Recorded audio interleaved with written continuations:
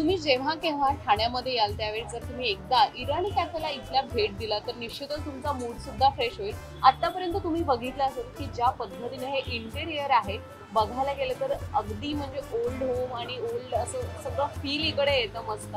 आणि संध्याकाळचं एक छानसं म्युझिक सुद्धा असतं. तुम्ही संध्याकाळनंतर आलात तर हा बनमस्का आणि तुम्हाला हा सुंदर चहा सुद्धा प्यायला मिळणार आहे. जे चहाचे खूप शौकीन आहेत ते इकडे येऊ शकतात. त्याचबरोबर दिवसभरात तुम्हाला व्हेज आणि नॉनव्हेज डिशेस वेगवेगळ्या पद्धतीने मिळणार आहेत आणि खास करून पारसी फूड इकडे आपल्याला जास्त पाहायला मिळतं. तर पारसी स्टाईलने नॉनव्हेज म्हणजे मटण असेल, चिकन असेल, याच्या वेगवेगळ्या डिशेस इकडे खायला मिळतात. आणि त्यामुळे तुम्ही आत्ता जरी बघितलात तर माझ्या मागे इतकी गर्दी इकडे आपल्याला पाहायला मिळते. आणि सुंदर खासियत अशी की इकडे मी मगाशी बोलले तसं की इकडे गुलाबाचं एक सुंदर असं छोटंसं फुलदाणीत हे फूल ठेवलेलं असतं, सॉस ठेवलेला असतो, टिश्यू पेपर आणि पाण्याची बॉटल तर असते.